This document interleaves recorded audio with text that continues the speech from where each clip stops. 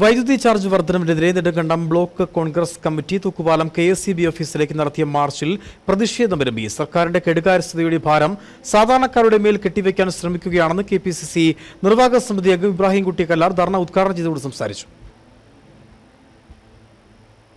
തൂക്കുപാലം പാലം ജംഗ്ഷനിൽ നിന്നും ആരംഭിച്ച മാർച്ചിലും ധർണയിലും നിരവധി പ്രവർത്തകർ പങ്കെടുത്തു.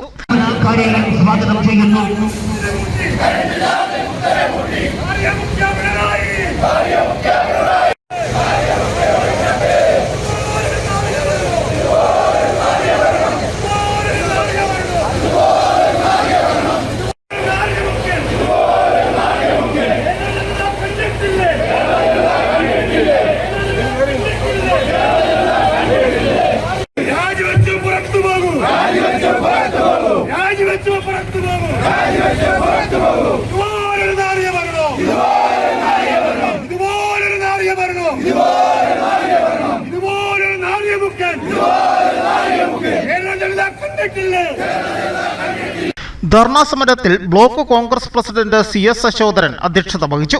KPCC നിർവാഹക സമിതി അംഗം ഇബ്രാഹിംകുട്ടി കല്ലാർ ധർണ ഉദ്ഘാടനം ചെയ്തു.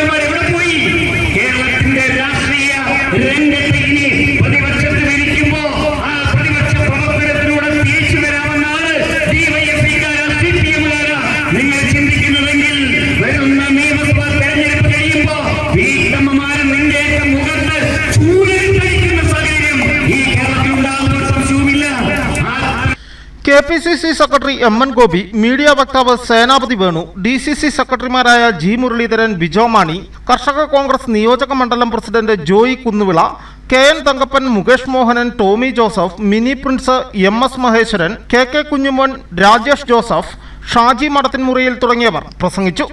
News bureau, Udumbanchola.